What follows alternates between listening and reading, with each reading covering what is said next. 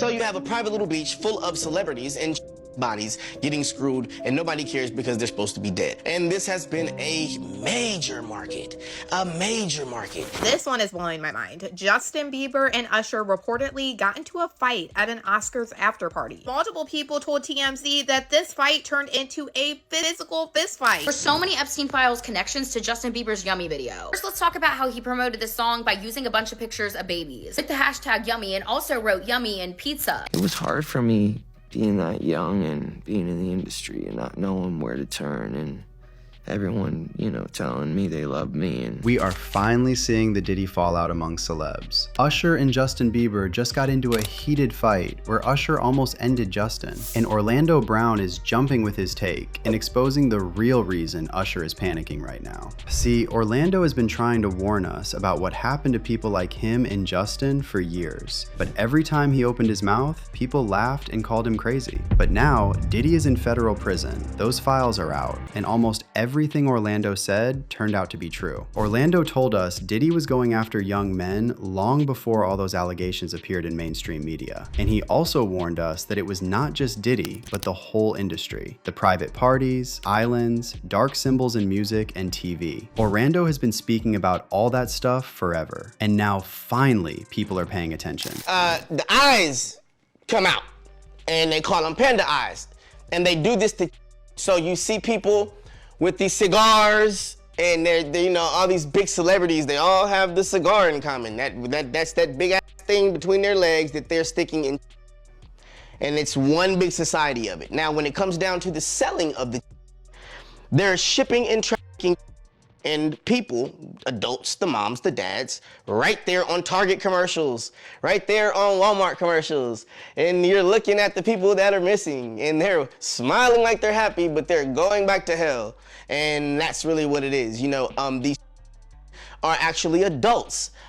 Jeffrey Epstein created this saga, and this is what he is great at doing. So when someone like Orlando starts talking about what happened between Usher and Justin Bieber at the Oscars, you need to listen carefully. Orlando apparently believes this wasn't just a fight. It was intimidation and a warning to Justin to keep his mouth shut. You see, after the main Oscars show was over on Sunday, March 15th, a select group of celebs headed to Beyonce and Jay-Z's private gold party at the Chateau Marmont in West Hollywood. And according to TMZ, later that night, Usher approached Bieber with energy and anger, and witnesses claimed it turned into an actual fistfight. Justin Bieber and Usher, who used to be very close, really got into it.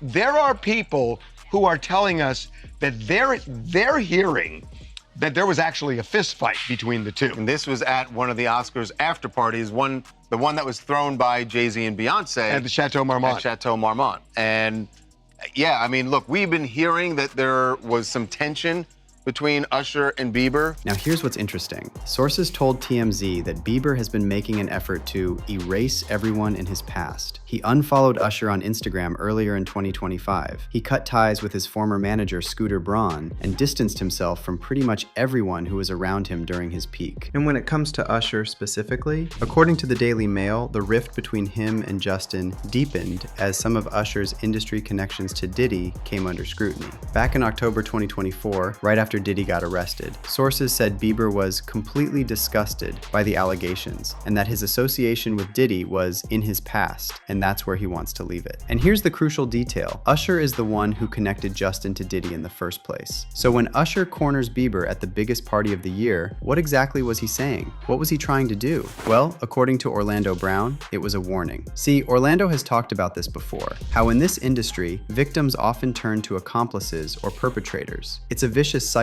and the system is that way by design, to keep young artists trapped, blackmailed, and terrified to speak out. Orlando even got emotional talking about this, and he warned young people to stay away from the entertainment industry because the things that happen behind the scenes are so much darker than most of us can imagine.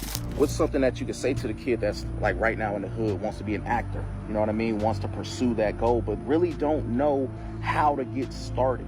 Don't do it. Don't do it? Nah, you don't want to be no actor. You don't want to be no singer. You want to be an astronaut. You want to be a scientist.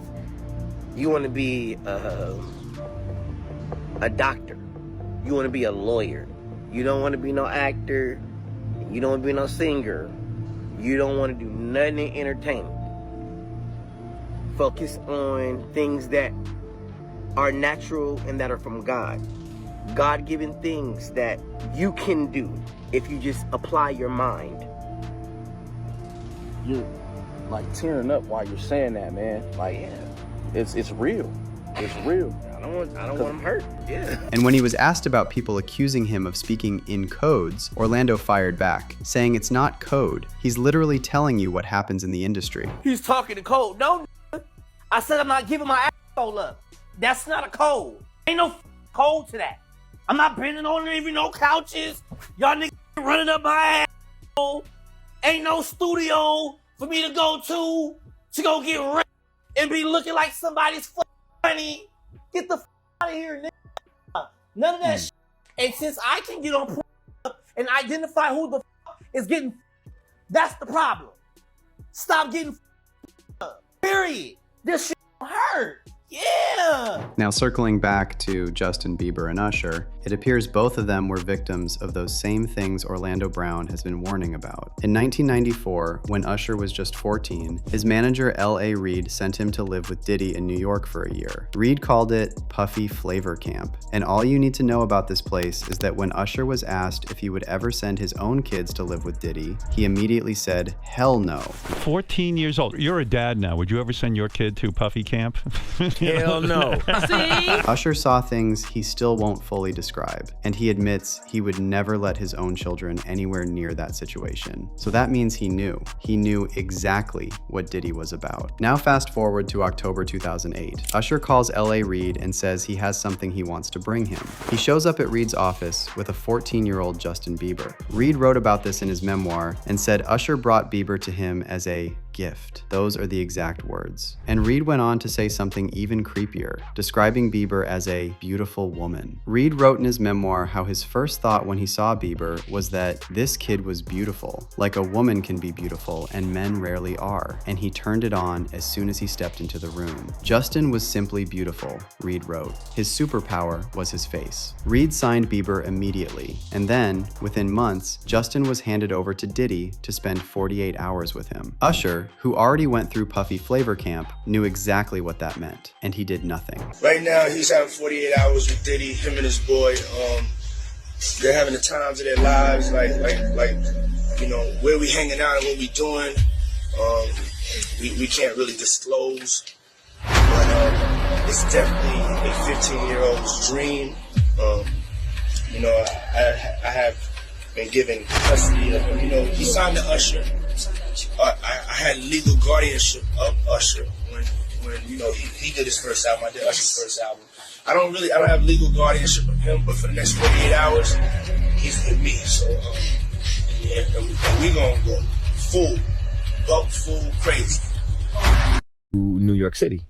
And I lived with Sean Puffy Combs for a year. That's the crazy thing. Now, that was L.A. Reid's idea, right? We're sending you over to something called Puffy Flavor Camp. There you go. Then there's the 2011 Jimmy Kimmel interview. Diddy is sitting next to a 17-year-old Bieber, and he warns him in front of everyone to keep quiet about their friendship. Got me a Lamborghini. And Oh, well, that's nice. I haven't gotten it yet, though. Yeah, I know. When is that coming, that Lamborghini? He had the Lamborghini for a day or two, and he had access to the house, and he knows better than to be talking about the things that he does with Big Brother Puff on national television.